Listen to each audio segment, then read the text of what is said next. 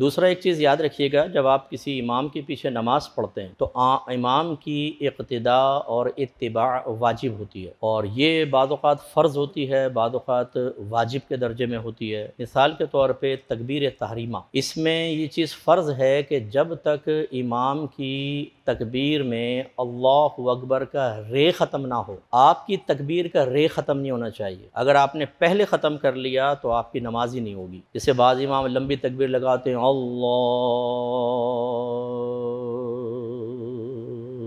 اکبر، تو اس نے کہا اللہ، آپ نے کہا بھائی بڑی لمبا کرتا ہے امام، اللہ اکبر۔